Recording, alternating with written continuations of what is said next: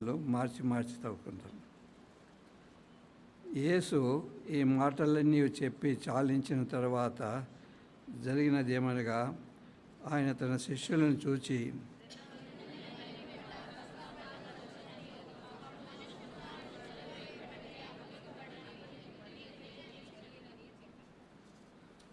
ప్రభు సాయం కొరకై ప్రార్థించుకుంటాం. మా ప్రేమ గల దేవా, జీవము గల మా తండ్రి, నీ కుమారుడైన యేసుక్రీస్తు వారి అతి శ్రేష్టమైన కృపగల నామం పేరిట నీ పాద సన్నిధికి మేము తెచ్చినందుకై నీకు స్తోత్రములు. ఉదయకాలంలో దేవుని కృపను గురించి ధ్యానించుటకు మీరు ఇచ్చిన గొప్ప ఆధిక్యతను బట్టి నీకు స్తోత్రములు. దేవుని కృపను బట్టి ప్రతి మనుషుని కొరకు నువ్వు మరణం అనుభవించినట్లుగా దూతల కంటే తక్కువ వాడిగా చేయబడినందుకై నీకు స్తోత్రములు.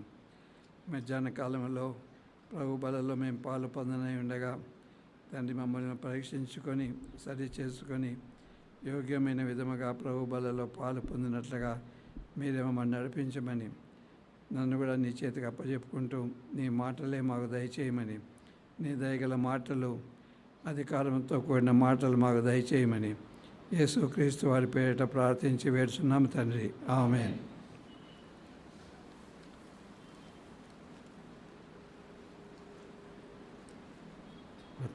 తగ్గిస్తామా లైటు?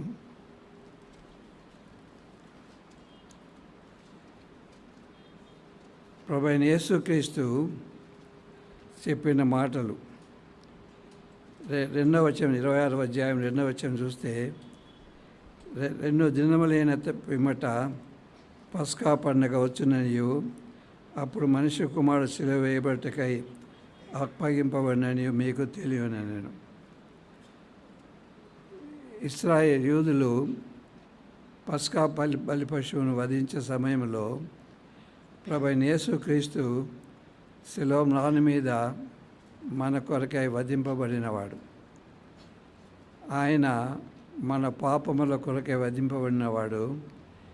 దేవుని కృపను బట్టి ప్రతి మనిషిని కొరకు ఆయన మరణం అనుభవించినవాడు.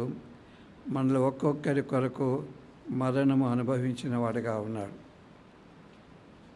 ఆయన ఈ లోకం విడిచిపెట్టి పోక మునుపు ఆయన శ్రేష్టమైన మాటలు, ఎవరైనా ఈ లోకమును పెద్దవారు వదిలిపెట్టి పోయేటప్పుడు బంధువులందరూ చుట్టూ చేరుకుంటారు, ఏమి చెప్తాడో అని. ప్రభువైన యేసుక్రీస్తు చెప్పిన మాటలు